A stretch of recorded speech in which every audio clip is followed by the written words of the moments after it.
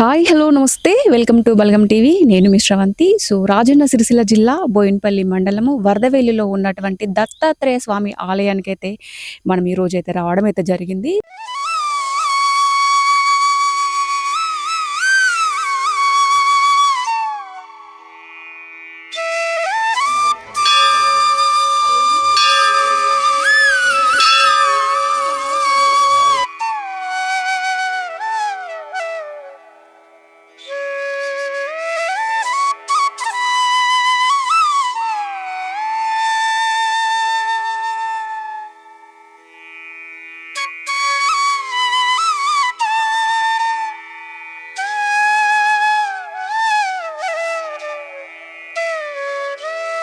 దత్తాత్రేయ స్వామి వారి ఆలయము కొన్ని ఏళ్ల చరిత్ర గల ఆలయము. ఈ ఆలయానికి ఎక్కడెక్కడి నుంచో భక్తులు భారీగా తరలి వస్తుంటారు. వారి మొక్కులు కూడా చెల్లించుకుంటారు. ముఖ్యంగా ఈ ఆలయ స్పెషాలిటీ గురించి చెప్పాలి అంటే డ్యామ్ లో ఉంటుందండి.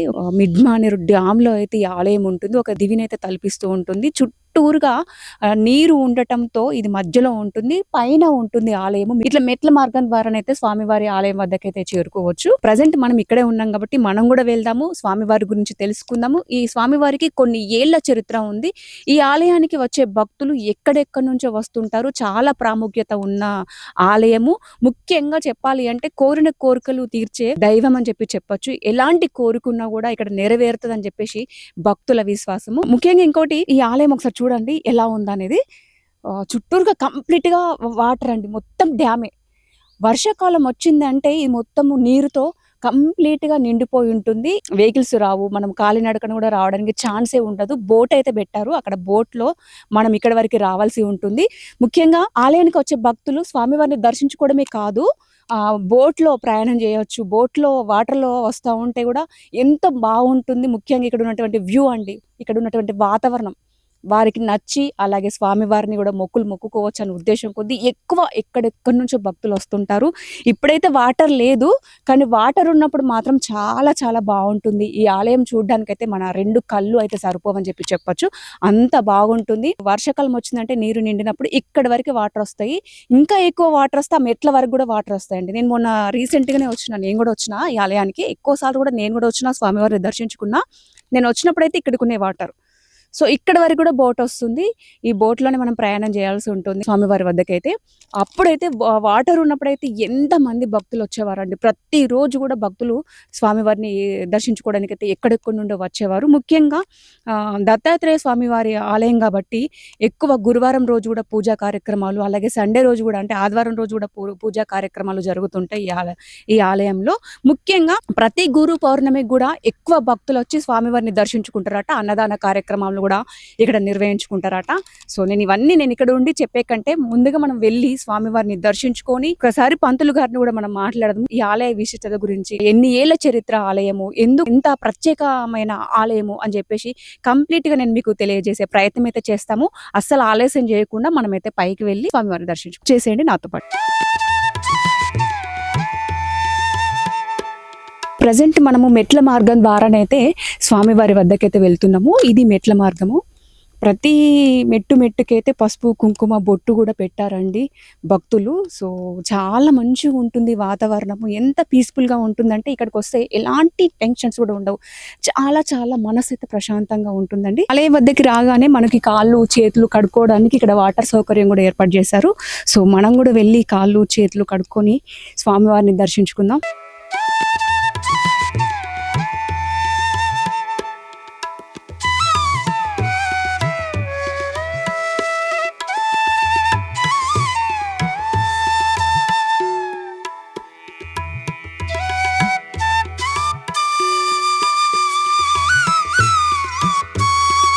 పైకి వచ్చేసాము. వరదవెల్లిలో ఉన్నటువంటి దత్తాత్రేయ స్వామి ఆలయానికి అయితే మనం వచ్చేసినాము. ఇది కింది నుంచి మనం పైకి వచ్చాం కదా, పైన చూడండి ఒకసారి ఎలా ఉందో అనేది. చాలా చాలా ఓపెన్ ప్లేస్ అండి. ఆలయ ప్రాంగణము ఎంత ప్రశాంతతో కూడుకున్న ఆలయము. చూడండి చాలా బాగుంది. ఆలయం చుట్టూ కూడా పచ్చని చెట్లతో ఎంత అద్భుతంగా ఉందో కన్నులకైతే అసలు చూడడానికి కూడా సరిపోవట్లేదు. అంత అద్భుతంగా ఉంది నిజంగా. అసలు ముఖ్యంగా ఆలయ ప్రాంగణంలో ఇంత ప్రశాంతంగా ఉంటుందా అనిపిస్తుంది. పచ్చని చెట్లు, చల్లని గాలి, స్వచ్ఛమైన నీరు, చుట్టూ కూడా స్వచ్ఛమైన నీరు కూడా ఉందండి. చెప్పాను కదా, వర్షాకాలం వచ్చిందంటే దీని చుట్టూ కూడా నీరే ఉంటుంది. సో అంతేకాకుండా ఇక్కడ ఒకటి మనకు వాగు కూడా ఉంటుంది. అంటే వాటర్ లేనప్పుడు అక్కడ తగ్గుతుంది వాటర్, కాబట్టి అక్కడ వాటర్ కూడా ఉంది. స్వచ్ఛమైన నీరు, స్వచ్ఛమైన వాతావరణము, ముఖ్యంగా ఎంతో ప్రాముఖ్యత ఉన్నటువంటి ఆలయం లోపలికి వచ్చేసాము. లోపల పంతులు గారు కూడా పూజ చేస్తున్నారు. ముందుగా మనం కూడా స్వామివారి చుట్టూ ప్రదక్షిణ చేసుకొని స్వామివారిని దర్శించుకొని ఆలయ ప్రాముఖ్యత గురించి తెలుసుకునే ప్రయత్నం అయితే చేద్దాం.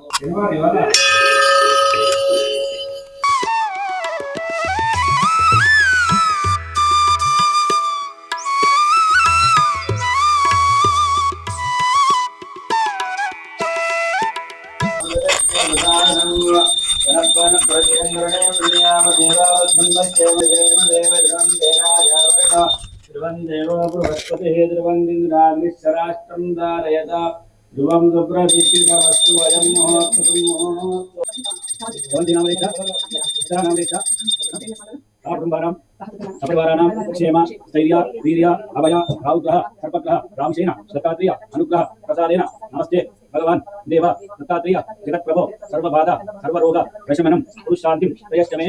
ఓం నత్యయామి మేఘామిజ్ఞాయ కార్మికే దేవీ దేవీ సత్యరత్నమానసేక్ష ఓర్ధం దిగాదవేదం కన్నోస్తు జిబే చింతవిశ్వే ఓం శాంతి శాంతి శాంతి సహనా భవతు ప్రణోమనస్వతా వీరేంద్ర భావే తేజస్వినావలి నమస్కారం సావయి. ఓం శాంతి శాంతి శాంతి సావజే దత్తాత్రేయ రామదేవతా ప్రీత్యర్థే.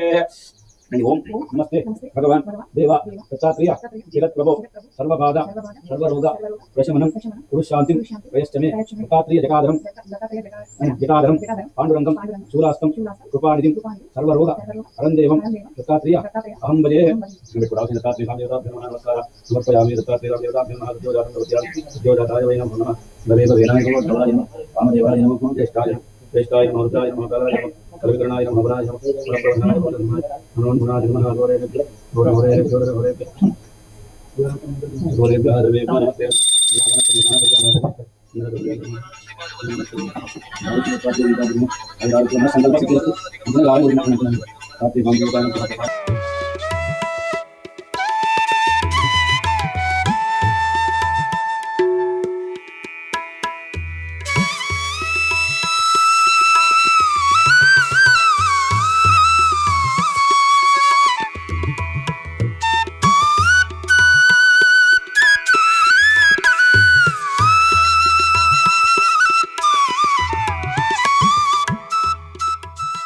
ఆలయం గురించి చెప్పాలంటే స్వామివారు మనకి చాలా గుళ్ళల్లో కూడా అంటే కూర్చున్న రూపంలో, నిల్చున్న రూపంలో దర్శనమిస్తుంటారు. కానీ ఈ ఆలయంలో స్వామివారు ఏ విధంగా అంటే ఇట్లా శయన రూపంలో మనకు దర్శనమిస్తుంటారు. ఈ ఆలయ ప్రత్యేకత కూడా ఇదే. ఇలా ఎందుకు ఉంటున్నారు స్వామివారు, ఈ ఆలయము ఎన్నేళ్ల చరిత్ర గల ఆలయము అనేది ఇక్కడ మనకు పంతులు గారు ఉన్నారు కాబట్టి పంతులు గారిని కంప్లీట్ గా అడిగి తెలుసుకునే ప్రయత్నం అయితే చేద్దాం. దత్తాత్రేయ స్వామి ఆలయ అర్చకులు వెంకటేశ్వర శర్మ గారు మనతో ఉన్నారు. ఈ ఆలయం గురించి, ఆలయ ప్రాముఖ్యత గురించి కంప్లీట్ గా పంతులు గారిని అడిగి తెలుసుకునే ప్రయత్నం అయితే చేద్దాం.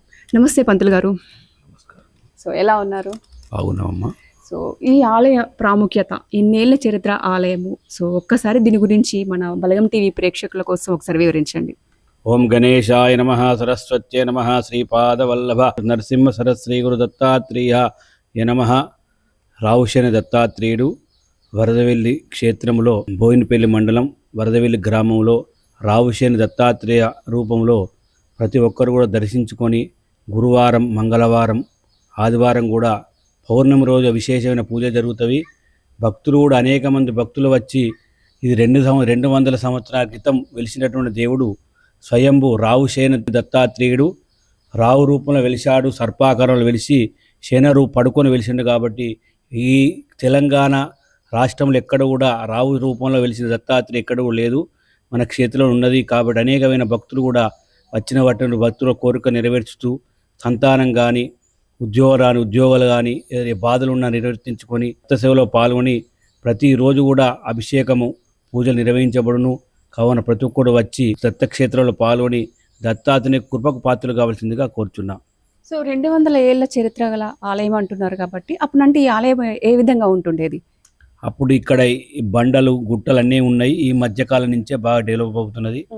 మళ్ళీ టూరిజం వారు కూడా బోటు వేయడం జరిగింది. వాటర్ ఉన్నప్పుడు వాటర్ ఇప్పుడు లేవు, మామూలు అందరూ వచ్చి వెళ్ళిపోవచ్చు. ఇప్పుడు అంటే వర్షాకాలంలోనే ఎక్కువ వాటర్, వర్షాకాలం ఆగస్టు నుంచి వాటర్ బాగుంటాయి మేడం. అంటే అప్పుడు మనకి బోట్ లోనైతే ఇక్కడ దాకా రావచ్చు. బోట్లో ఎక్కడెక్కడ నుంచి భక్తులు వస్తుంటారు ఇక్కడికి? నిజామాబాద్, మహారాష్ట్ర నుండి, మంచిర్యాల, ఆదిలాబాద్, ప్రజ్ఞాపూర్, హైదరాబాద్, మెదక్ నుండి చాలా మంది ఎక్కడెక్కడ నుంచి వచ్చి మళ్ళీ వచ్చి కూడా మాకు అయిపోయినాయి ఆ దత్తుని దేవాలని చెప్పుకోవడం కూడా జరిగింది. అనేక మంది భక్తులు కూడా వచ్చి చెప్పడం జరిగింది. సో చాలా చోట్ల నుంచి అయితే భక్తులు వస్తుంటారట. అంటే కోరిన కోరికలు తీర్చే దైవం అని చెప్పొచ్చు. ఏదైనా కోరిక కోరుకుంటే తీరిన తర్వాత కూడా ఇక్కడికి వచ్చి మళ్ళీ స్వామివారిని దర్శించుకొని మాకు కోరిన కోరికలు తీర్చిరని చెప్పేసి కూడా ఇక్కడ చెప్తారని చెప్పేసి పంతులు గారు అంటున్నారు. సో ఒక్కసారి ఆలయంలో అంటే ఎందుకు ఈ ఆలయం అంటే స్వామివారు సర్పరూపంలో శయన రూపంలో దర్శనమిస్తుంటారు కాబట్టి అసలు ఎందుకు అదే స్వామివారు ఎప్పుడు అంటే ఇక్కడ వెలిచిర్రు అని చెప్పేసి ఒకసారి అడుగుదాము. అంటే చాలా చోట్ల పంతులు గారు మనకి స్వామివారు ఒక్కొక్క రకంగా రూపంలో దర్శనమిస్తుంటారు, కానీ ఇక్కడ ఏంటి స్వామివారు శయన రూపంలో దర్శనం ప్రత్యేకత ఏంటని? సర్పాకారంలో ఉన్నారు కనుక రావు రూప సంబంధించిన దత్తాత్రేయుడు. పెళ్లి కాని రావు సంబంధించిన దోషం ఉన్నదనుకోండి, ఎక్కడెక్కడి నుంచి వచ్చి మంగళవారం ప్రత్యేకంగా కూడా రావు రూపంలో వెలిశాడు కాబట్టి దత్తునికి ప్రతి రావు దానికి సంబంధించిన అభిషేకం పూజలు నిర్వహించుకొని వాళ్ళు పెళ్లి అవ్వడం కానీ సంతానం కానీ చాలా ప్రత్యేకత అన్నట్టు. ఇక్కడ రాహు రూపంలో అంటే ఎవరికైనా రాహు దోష అవి ఉన్నా కూడా వెలిశాడు కాబట్టి రావు సంబంధించిన పెళ్లి కాని వాళ్ళకు కూడా తప్పకుండా వచ్చి అభిషేకం చేసుకుని వెళ్తే తప్పకుండా అవుతుంది. సో ఇక్కడ ఎలాంటి కార్యక్రమాలు ఎప్పుడెప్పుడు నిర్వహిస్తుంటారు? దత్తాత్రేయ జయంతి అని మార్గశిర పౌర్ణమి డిసెంబర్ లో వస్తుంది. అప్పుడు దత్త జయంతి అన్నట్టు 3 రోజులు బ్రహ్మోత్సవాల ఘనంగా నిర్వహించడం జరుగుతుంది. 3 రోజులు కలశ స్థాపనలు, హోమాలు, పూజ, అభిషేకాలు, ఏకాదశి రుద్రాభిషేకాలు 3 రోజులు జరుగుతాయి. దత్త సత్యవ్రతాలు జరుగుతాయి. విశేషమైన దత్త సత్యవ్రత 3 రోజులు జరుగుతుంది. ప్రతిరోజు అభిషేకాలు, పూజలు. అన్నదాన కార్యక్రమాలు కూడా నిర్వహిస్తారని చెప్పేసి విన్నాను. అంటే ఎప్పుడు? ప్రతి పౌర్ణమి కూడా అన్నదాన కార్యక్రమం, ఏకాదశి, అమావాస్య, పౌర్ణమి రోజు గిరి ప్రదక్షిణ కూడా చేయడం జరుగుతుంది. అవును, ఈ మధ్యలో స్టార్ట్ చేశారు కదా ఇక్కడ గిరి ప్రదక్షిణ. ఈ మధ్యనే అంటే 4 నెలల నుంచి అంతకంటే ముందు నేను వచ్చినప్పుడు లేకుండే, కానీ ఈ మధ్య కాలంలోనే గిరి ప్రదక్షిణ అండి. చాలా మంది భక్తులు ఎంతో స్వామివారిని కొలుస్తుంటారు కాబట్టి ఒక 4-5 నెలల నుంచి అయితే గిరి ప్రదక్షిణ కూడా స్టార్ట్ చేశారు. అది కూడా గురి పౌర్ణమి రోజు నాడు కూడా స్టార్ట్, అంటే చాలా అప్పుడు ఆ టైంలో ఎక్కువ మంది వస్తారు కాబట్టి గిరి ప్రదక్షిణ చేస్తుంటారు. ఆషాఢ గురు పౌర్ణమి వచ్చి 29 తారీఖు నాడు గురు పౌర్ణమి కనుక గురువులకైన దేవుడు ఆయన, గురువులకు సంబంధించిన దత్తాత్రేయుడు కనుక చాలా మంది కూడా ఎక్కడెక్కడి నుంచి వచ్చి దర్శనం చేసుకోవడం జరుగుతుంది. ఆ రోజు కూడా ప్రత్యేకంగా పూజలు, సేవ చేసుకొని సత్య వ్రతాలు కూడా అవుతాయి. అన్నదాన కార్యక్రమం కూడా విశేషమైన కార్యక్రమం జరుగుతాయి. ఆ రోజు గురు పౌర్ణమి దత్తాత్రేయుని దర్శనం చేసుకున్నట్టయితే అన్ని బాధలు ఆ రోజు స్పెషల్ బాగా గురు పౌర్ణమి సందర్భంగా. ఓకే, స్వామివారికి ఎలాంటి పూజలు నిర్వహిస్తుంటారు? ప్రతిరోజు రుద్రాభిషేకము, పురుషసూక్తం అభిషేకంతో, అష్టోత్తరంతో నిత్య పూజ చేయడం జరుగుతుంది. సో ఈ ఆలయ టైమింగ్స్ అంటే ఎప్పుడు తీసుంటారు? ఉదయం 7 గంటల నుండి 12:30 వరకు 12 గంటల వరకు ఉంటారు. మళ్ళీ సాయంత్రం ఉండదమ్మా. సాయంత్రం ఉండదు, ఎందుకంటే కొంచెం కష్టం ఉంది రావడానికి కూడా. ఎందుకంటే మనకు చుట్టూ వాటర్ ఉంటాయి. ఇప్పుడంటే వాటర్ లేవు, వాటర్ ఉన్నప్పుడు కొంచెం ఇబ్బంది కాబట్టి మళ్ళీ ఇంకా ఊరికి కొంచెం దూరంలో ఉంది కాబట్టి సాయంత్రం టైంలో అయితే రారు. కానీ పొద్దున మాత్రము 6 గంటల నుంచి 12:30 వరకు అయితే ఆలయం ఓపెన్ చేసే ఉంటుంది. ఎవరైనా రావాలనుకున్న వాళ్ళైతే ఖచ్చితంగా స్వామివారి వద్ద వచ్చేసేయండి. మీరు కోరిన కోరికలు తీర్చే దైవం అని చెప్పేసి చాలా మంది భక్తుల విశ్వాసము. సో ఆలయ ప్రాముఖ్యత గురించి పంతులు గారు మనకు చాలా చక్కగా వివరించారు.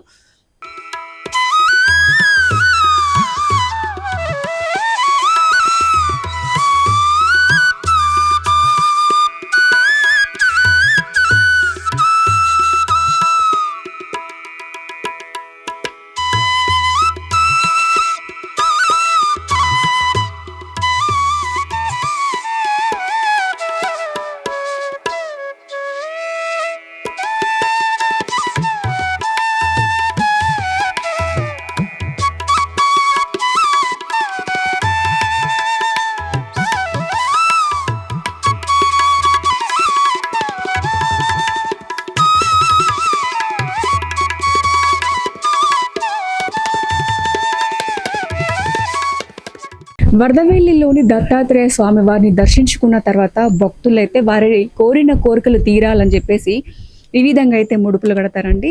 ఎలాంటి కోరికైనా కూడా నెరవేరుతుందని చెప్పేసి భక్తుల విశ్వాసము. సో 11 రోజుల లోపటినే ఆ కోరిక నెరవేరుతుందట. కోరిక నెరవేరిన తర్వాత మళ్ళీ వచ్చి స్వామివారిని దర్శించుకొని అయితే వెళ్తుంటారని చెప్పేసి ఇందాక మనతో పంతులు గారు కూడా తెలియజేశారు. ముఖ్యంగా భక్తుల విశ్వాసము ఎంత ఉందో చెప్పొచ్చు. చాలా మంది కూడా ఎక్కడెక్కడి నుంచి భక్తులు వస్తారంట. అసలు వివిధ రాష్ట్రాల నుంచి, జిల్లాల నుంచి, చుట్టుపక్కల నిజంగా అంత అంటే దేశ నలుమూలల నుంచి కూడా భక్తులు వచ్చి స్వామివారిని కొలిచి కోరిన కోరికలు తీరాలని చెప్పేసి ఇక్కడ ముడుపులు కడతారని చెప్పేసి ఇందాక పంతులు గారు కూడా చెప్పారు. ఈ ఆలయంలో ప్రత్యేకత ఏంటి అంటే ఈ భారీ వృక్షాలండి. ఎంత భారీ వృక్షాలంటే రావి చెట్టు, వేప చెట్టు కలిసే ఉంటాయి.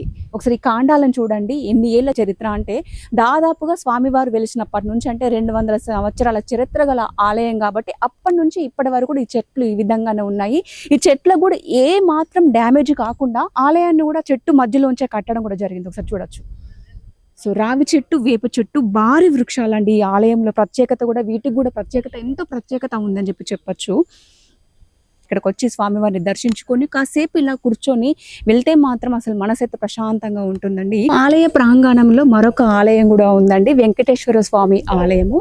ఇక్కడ కూడా చాలా మంది కూడా భక్తులు వచ్చి స్వామివారిని కూడా దర్శించుకుంటారు. సో మనం కూడా వెళ్ళి స్వామివారిని దర్శించుకుందాం.